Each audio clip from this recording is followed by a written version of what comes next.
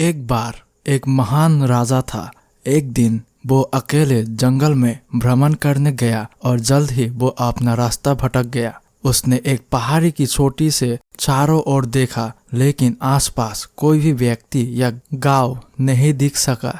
अंधेरा होने लगा था। कुछ देर बाद काफी दूर से रोशनी चमकती हुई दिखाई दी। फिर वो उस दिशा में चलने लगा और जल्द ही एक झोपड़ी के पास पहुंच गया। झोपड़ी के बाहर उसने एक बूढ़ी औरत को सफाई करते देखा। उसे देखकर उसने यह सोचकर उसका स्वागत किया कि वो सेना का सिपाही है। उसने राजा को स्वयं को शुद्ध करने के लिए और पीने के लिए कुछ पानी दिया। फिर उसने उसके आराम करने के लिए एक चटाई बिछा दी। राजा आराम करने लगा। कुछ देर बाद उसने गरम चावल और करी की प्लेट उसके सामने रख दी। राजा इतना भूखा था कि उसने झट से गरम भोजन पर अपनी उंगलियां रख दी।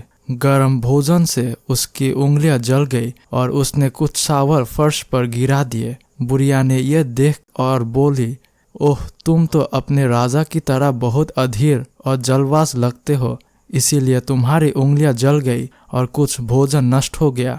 बुढ़िया की बातें सुनकर राजा को आश्चर्य हुआ और उसने उससे पूछा, तुम्हें क्या लगता है कि हमारा राजा अधीर और जल्दबाजी करने वाला है? बुढ़िया मुस्कुराई और समझाने लगी, मेरे प्यारे बेटे, हमारे राजा अपने सभी शत्रु किलों पर कब्जा करने का एक बड़ा सपना देख रहे हैं। इसमें वो सभी छोटे किलों को नजरअंदाज कर रहा है और केवल विशाल किलों पर कब्जा करने पर ध्यान केंद्रित कर रहा है। राजा ने बुढ़िया को टोकते हुए कहा, यह तो अच्छी बात है, इसमें दिक्कत क्या है? वह मुस्कुराई और जवाब दिया, रुको मेरे बेटे, खाना खाने में आपकी अधीरता की तरह अपने उंगलियां जला ली और कुछ खाना बर्बाद कर दिया। उसी प्रकार शत्रुओं को शीघ्र परास्त करने की राजा की अधीरता के कारण उसकी सेना में बहुत से लोग मारे गए। इसके बजाय यदि आप कम गर्म खाना पहले किनारे पर और फिर बीच से खाते हैं तो आपकी उंगलियां नहीं जलेगी और आपका खाना बर्बाद नहीं होगा।